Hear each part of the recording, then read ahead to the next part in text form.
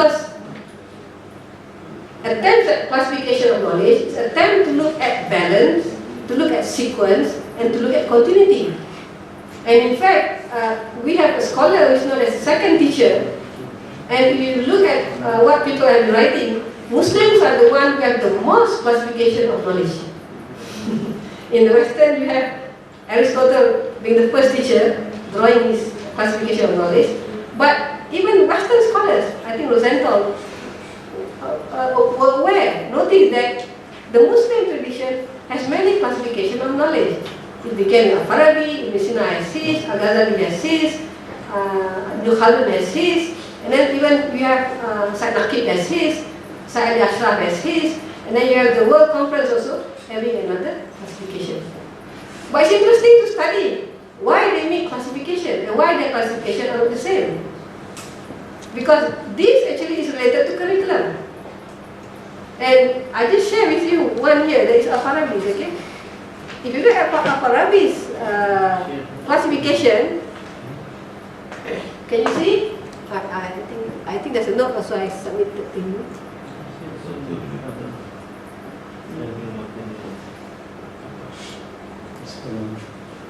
Okay, there are, you look at his classification, you notice that he begins with language, and then logic, and then mathematics, physics, metaphysics, and science of society.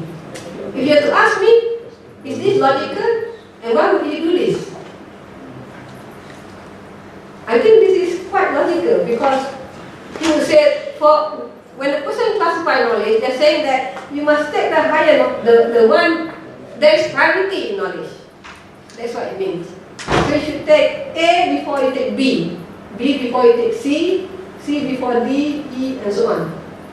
And if you look at its classification, language is very important.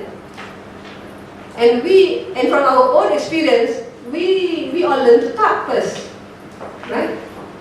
I mean, children don't learn to talk. So you must have language first before you can do logic. Before you can think logically, you must have language. And that's why even in the university, you have a center for English language to make sure that the language is good first before they can enter the course program. So that he begins with language, and then students should be able to think logically.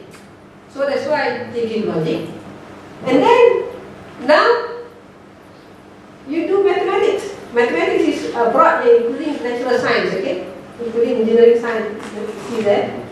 Because if you cannot do mathematics if you're not logical. Okay? And then it goes to physics. Now, physics or MTBE, okay? This is more abstract. Mathematics prepare you for physics because when you study mathematics, you have begun to be abstract. You begin with 2 pencils plus 3 pencils is 5 pencils. But later it becomes 2 plus 3 equals 5, right? No need to attach pencil or sheep or anything.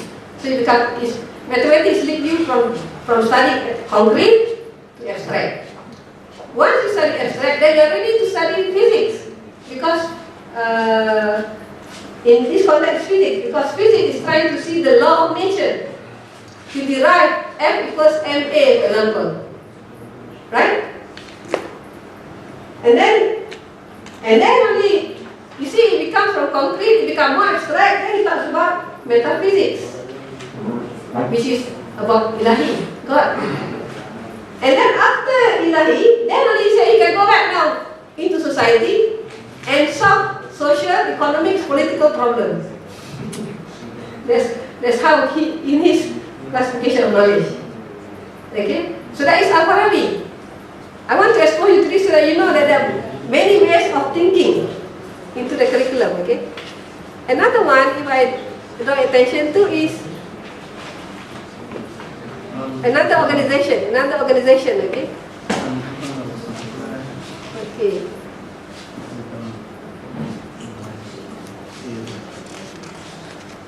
Oops.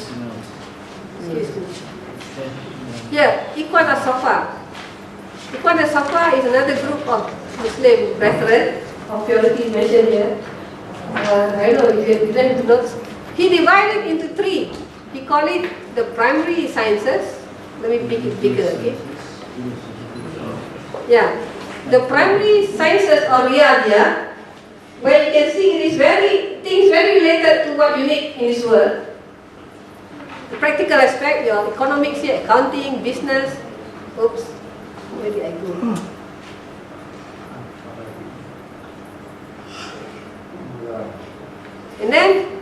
And then he talk about religious sciences, so all the and then he gives space for another one, which he called philosophical sciences. This is maths, logic, and so on. Okay. So when you look at this classification, you realize, why does he classify it this way? What is the beauty, you can say, the beauty of Ipan Safa classification? Doesn't this relate to your life? In terms of the dimension of your life? He's saying that we have something in here, we have the physical part, so we need to do the physical things for our life in this world, the Riyadiyah sciences. And then we have the soul, we need to have our religious sciences, right? And then he's the only one who comes up. You have your akal. Then you have to do the philosophical sciences, al-falsafiyat. Here, falsafah means also natural science. Okay, it doesn't mean only like what we understand philosophy today. Philosophy in the past cover a big, broad dimensions of knowledge. So you see that maths, logic, natural science. It's not just akal, logic. Okay, but it is everything to do with even the quiet, because you use a lot of akal. So this is another way to form your curriculum. Okay, I won't go. Of course, the next one, Al-Ghazali. I will show you Al-Ghazali. Ibn Sina also has two. Ibn Sina used more like the Greek, Aristotle's division between practical and theoretical knowledge. So you have theoretical knowledge, which includes theology, metaphysics, science, logic, and so on. Practical knowledge is economics. They don't call it economics there, they call it at-tadbir al-manzil. Okay, management of the household. And then you have the public management and so on. But the one that we are stuck now with is this one.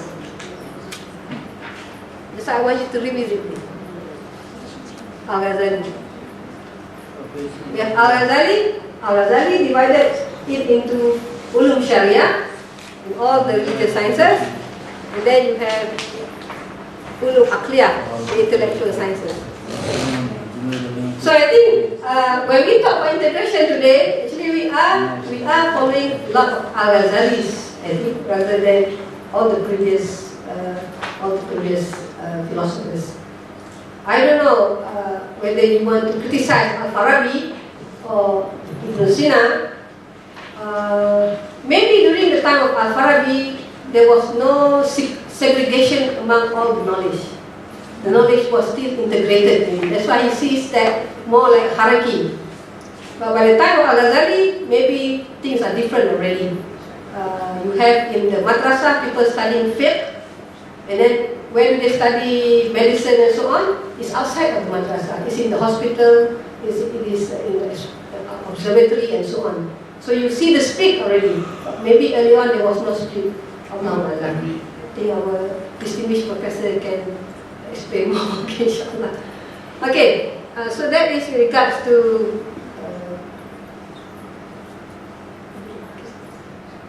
we'll go back to the challenges.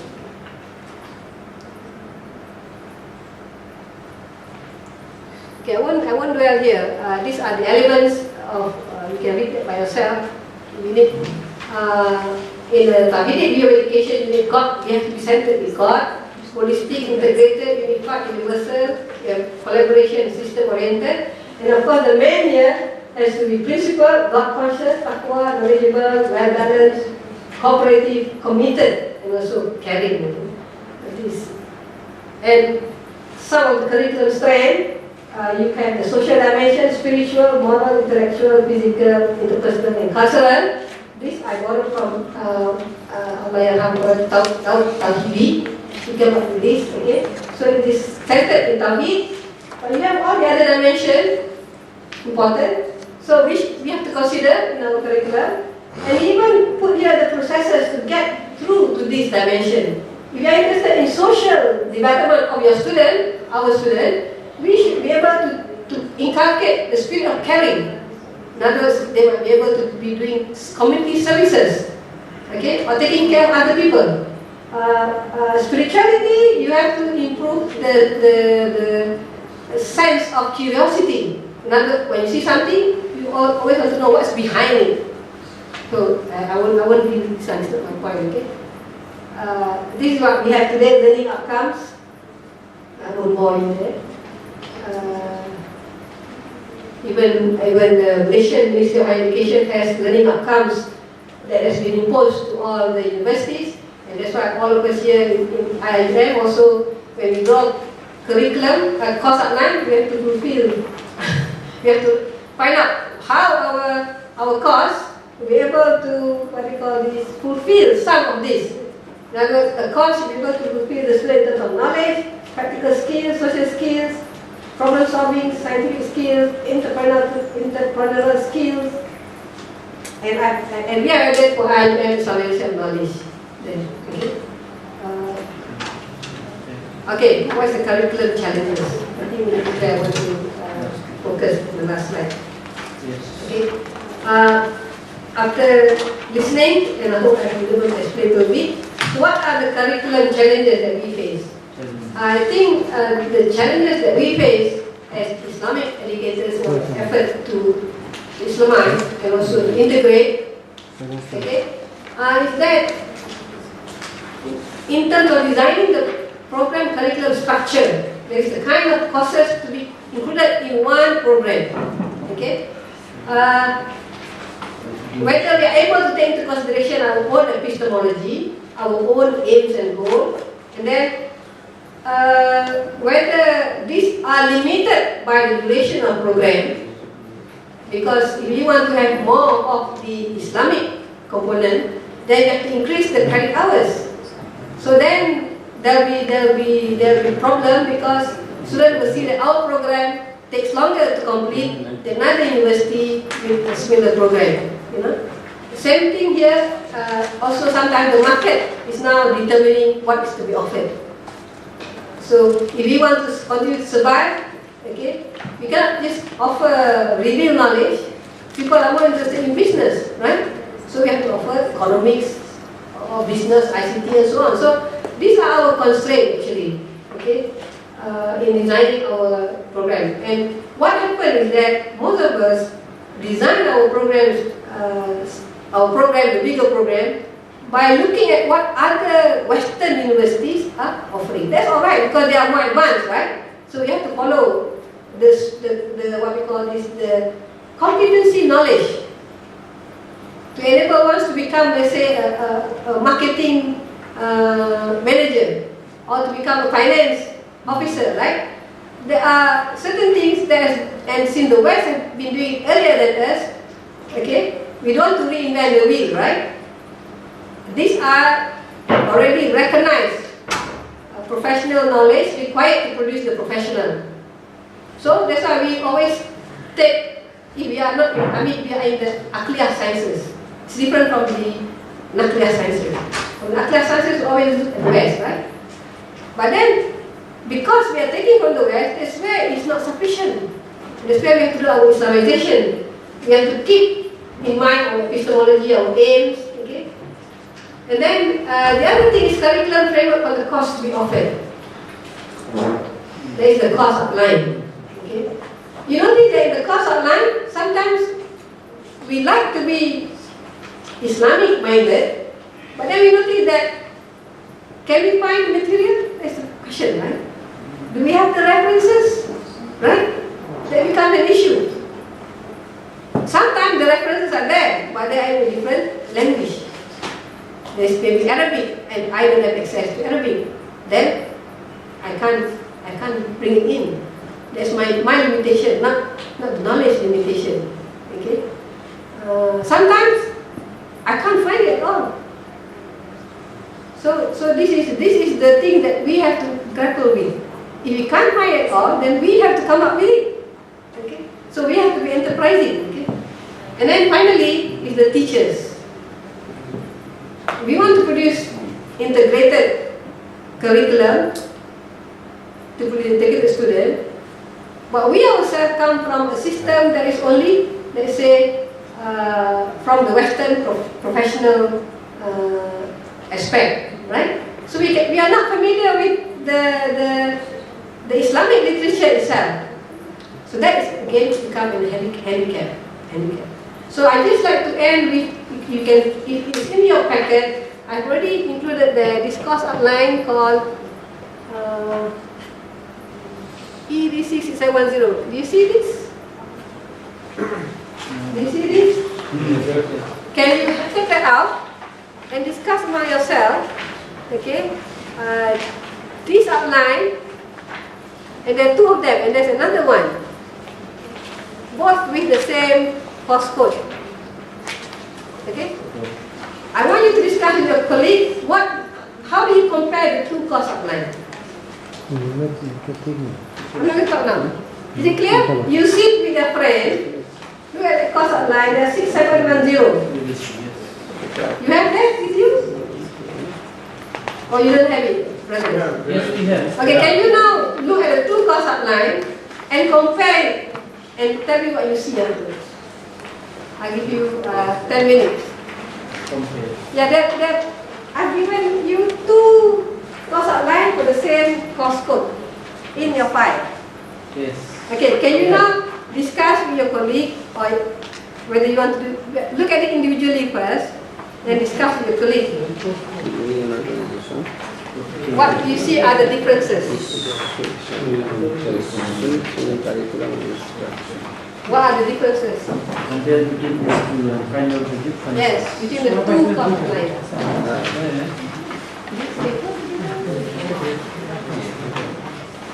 First one is straight from the action this Maybe you can take it out. If it is stable, you can tear it up so that it's easy for you to compare. Yes. Of course, title is a little bit different.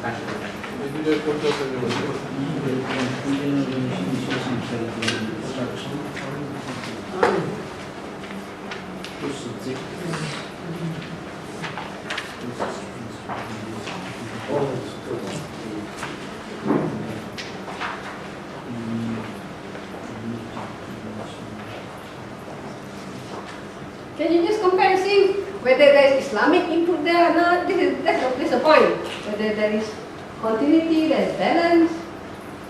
It's just the course content. I thought you would go to sleep. Okay, you have got this, and you've got that, not this one.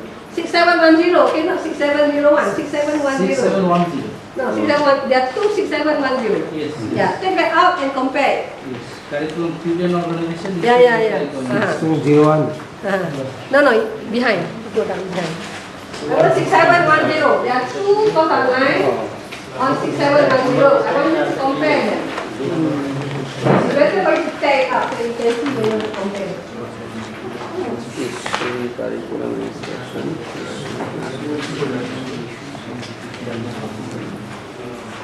In terms of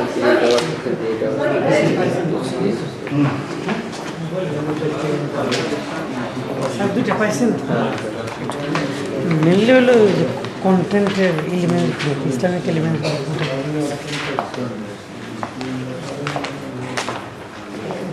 last যেটা করলেন sir আমরা যে করলাম sir কোনটার মধ্যে এই দুটোর মধ্যে অয়েল অর্গানাইজ কোনটা বা কি কোনো স্কিল করে এটা একটু which one among them you think has Islamic content? That's my point. First one. Exercise, huh? First one. Never mind, you keep quiet first. Let the rest read first. Second one. No, never mind, you must tell me why afterwards, okay? I want you to study it first. Second one is much more organized than the other. Practical oriented. I'm not asking you to learn all the other things but except the course content. Okay? Course objective and the course content. Look at the objective and the content. objective and content, and it is meant for the Muslim student, not of a particular country, plural Muslim students.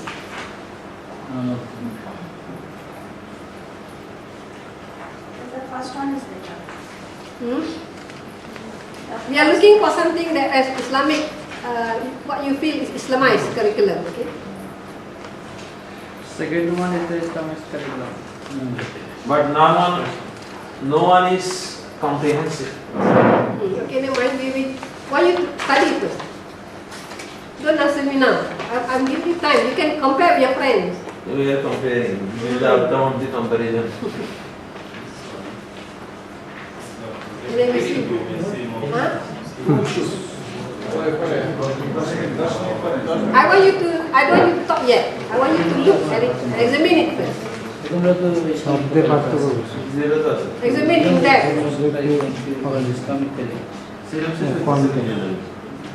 only comparison between course objectives and learning outcomes. And the content. And the course content.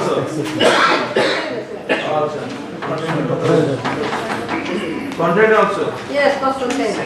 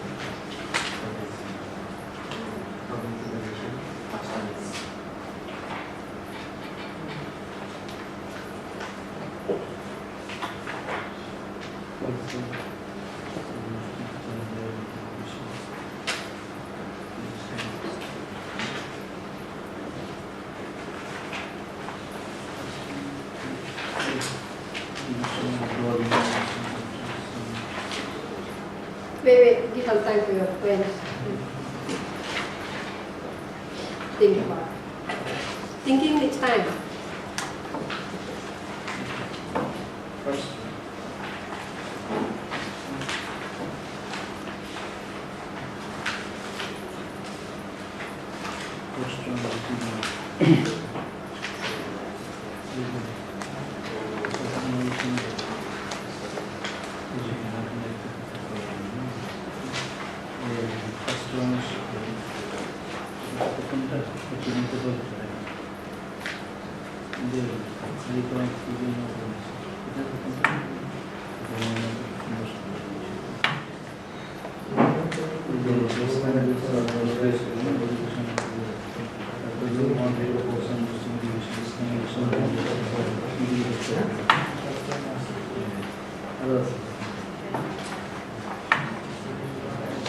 No one is comprehensive.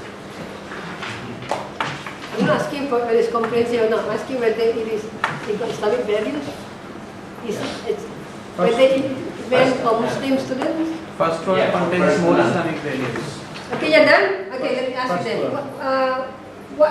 What's the issue?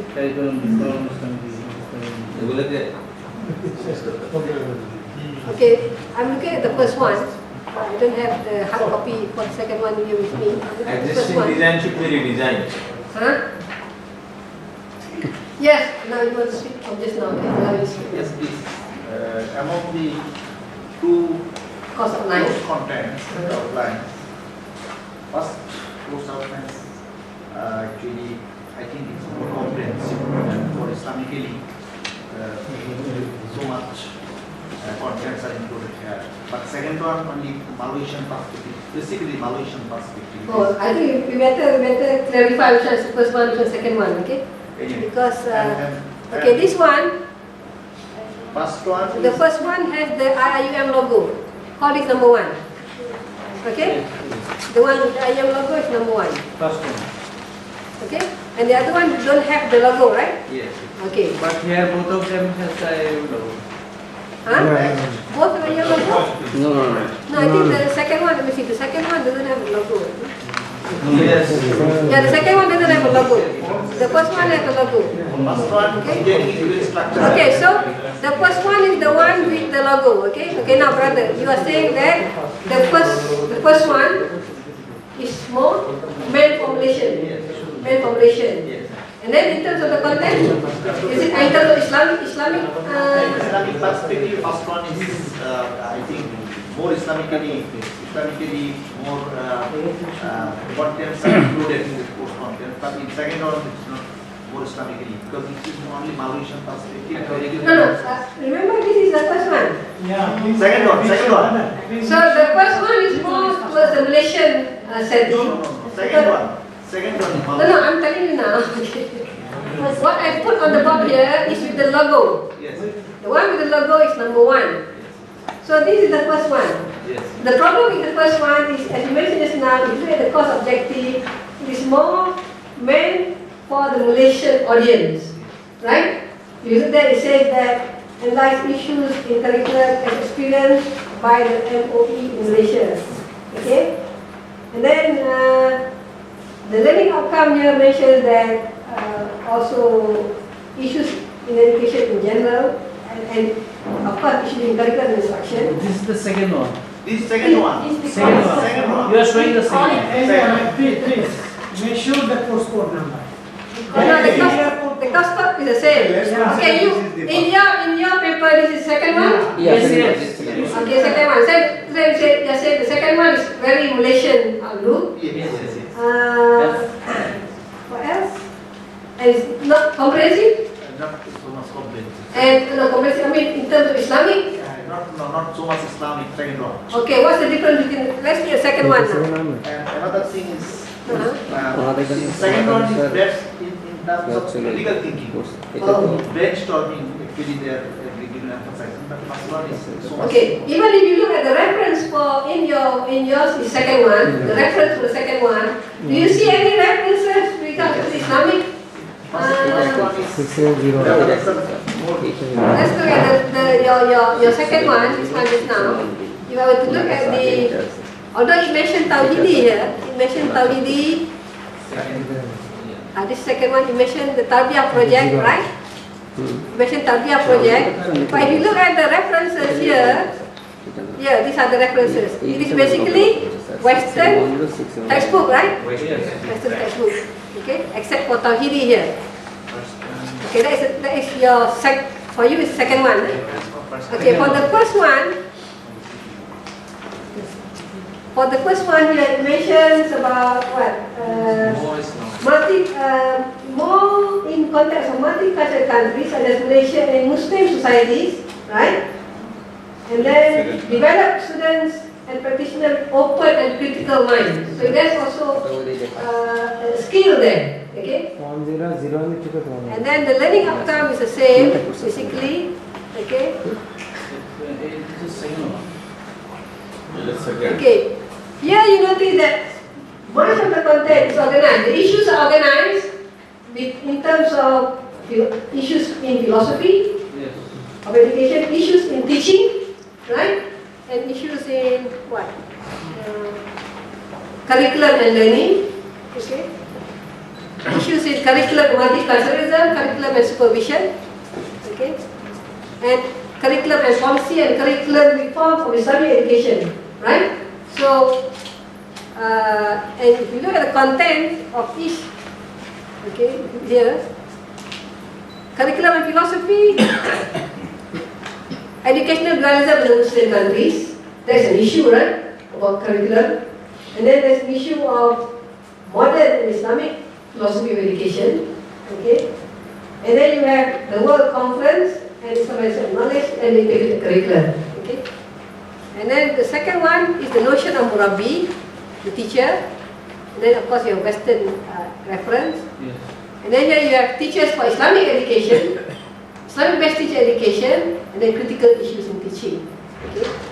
And then the curriculum learning, you have more on Muslim. Of course, they are captured about education. So in other words, although there are two courses, right? I mean, there is one course, But you can see the difference if it's prepared by one lecturer in comparison to another lecturer. You can say that one is more Islamic based and the other doesn't have Islamic base. And you can see also from the references. Okay? Yeah. So the references here, okay, you have many more Muslim references than Western references. Okay? So I think I'd like to wrap up. Is there a question? I can just answer your question. Just, I want to ask you what's curriculum and what does it mean to Islamize? Okay? Any question? I know you're tired. So I think there's no question. Thank you very much for bearing with me. Assalamualaikum warahmatullahi wabarakatuh. Prof, Yes? yes, question. Oh, go ahead. Go ahead. Thank you for a nice presentation. But I have some confusions. First, kinds of knowledge, classification of knowledge for the ayn, for the kifaya. I know that for the ayn and for the kifaya, both are obligatory tasks. One for all together, and one if some of the Muslims perform it, one would be excluded from sin. But for the ayn min nakliya, it is confused. Nakliya means pain born, akliya brain born. Okay, actually there are two terms here. Akliya and nakliya, for the ayn and for the kifaya, it is not adjustable. If you're talking about the sciences, you can call it acquired science and the revealed science. The revealed knowledge, a human knowledge.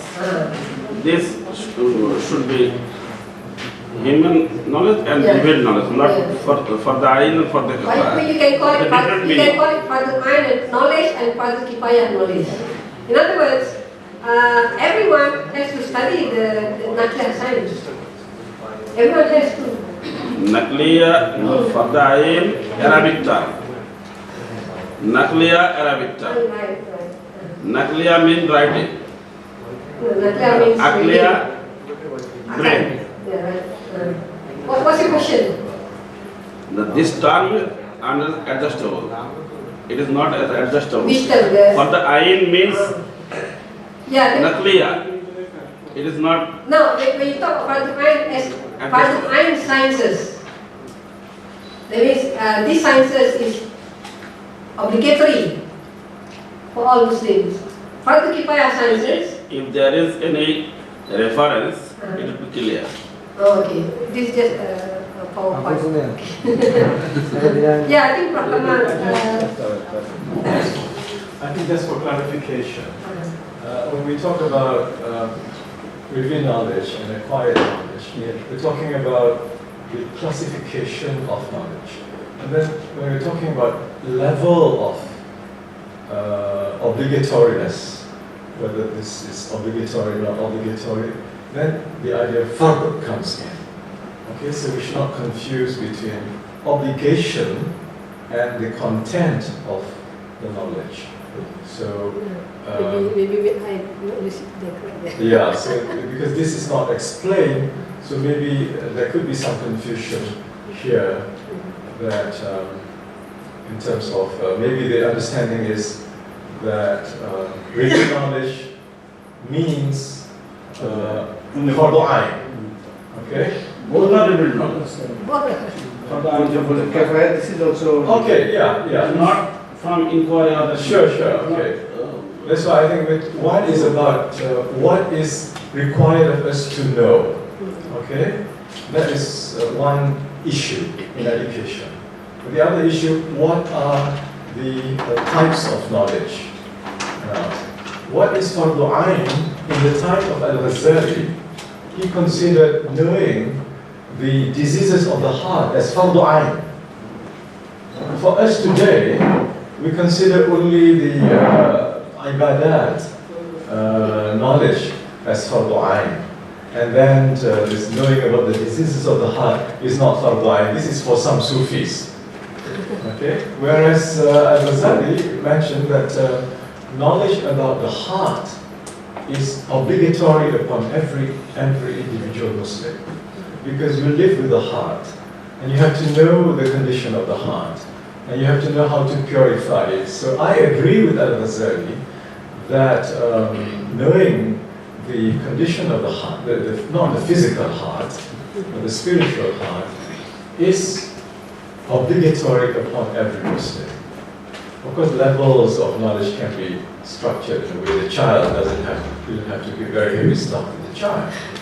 But in our culture today, that kind of knowledge is given in tasawwuf, ilm tasawwuf or tariqat, Sufi. So because it's taken out. Whereas, to my mind, the knowledge about the human heart, which is so crucial, is part of fardu ayn knowledge. So I hope I have not made you more confused.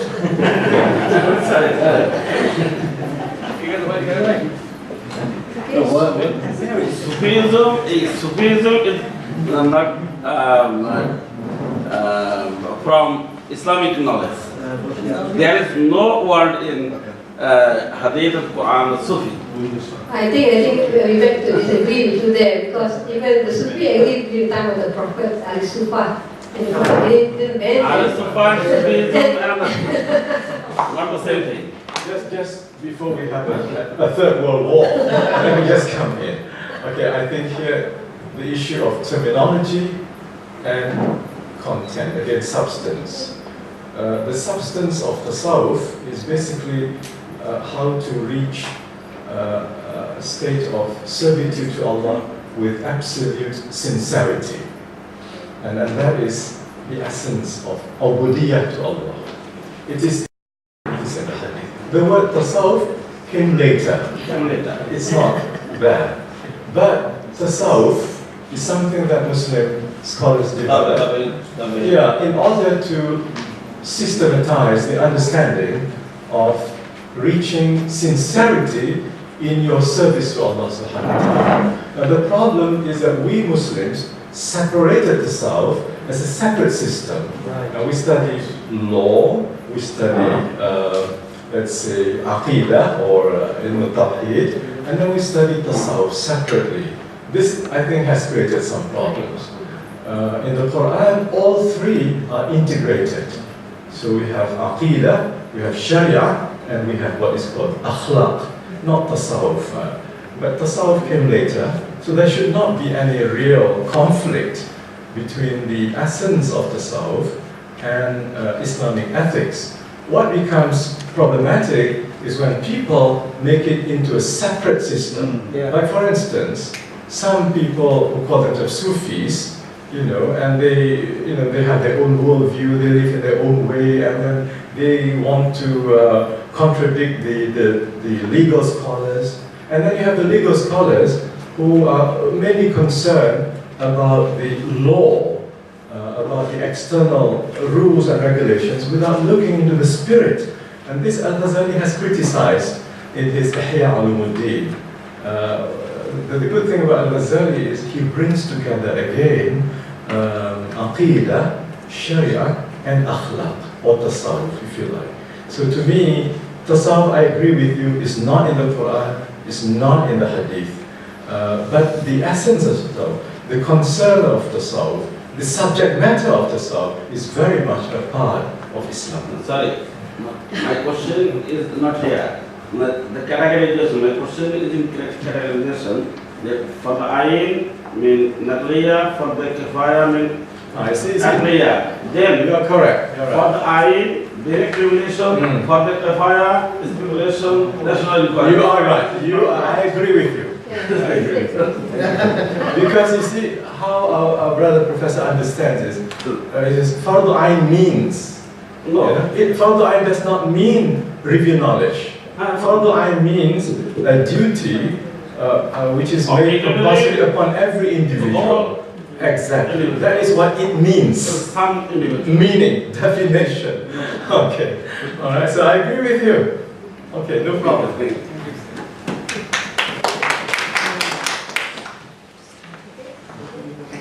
Any other question? R question করব না আপনারা কি আন্দোলন আয়োজন school college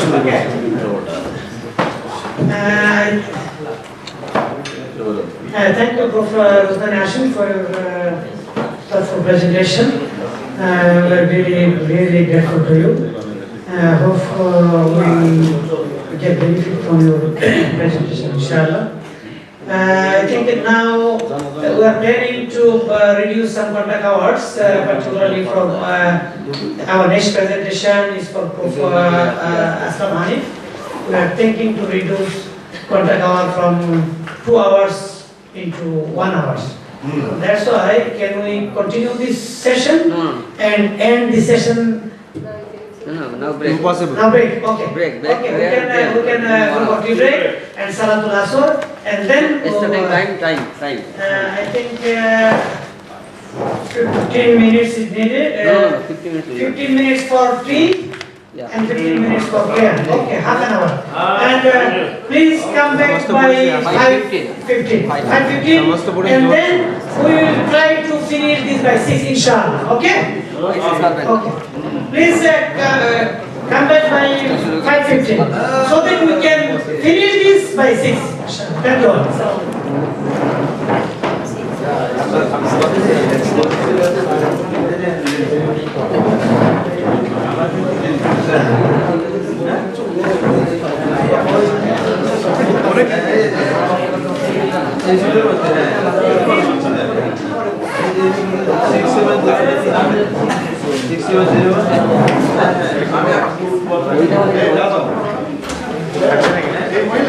হবে না?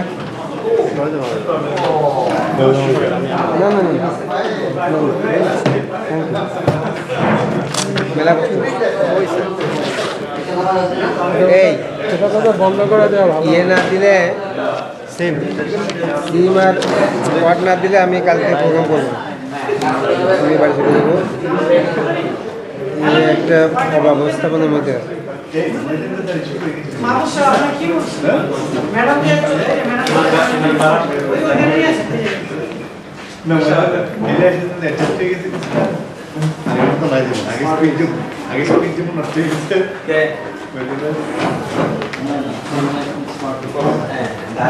ইসলামের তারিখ বেশি লম্বা লম্বা রাখতে বলে না কোরআন দাঁড়িয়ে কথা বলে কোন আন্দাজ করতে দিও কথা কোরআন দাঁড়িয়ে কথা আছে দাড়ি লম্বা করতে বলছে চোখ খাটো করতে বলছে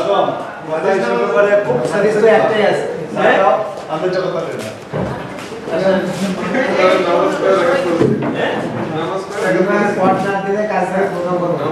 কি স্যার? আর পরে একটা কোরআন নামাজের তো বলছেই না তিন বার প্রসেস বলে দিছি একটা বলে না স্যার দেখি না স্যার কোরআন নামাজের কথা একাশবার বলে নামাজ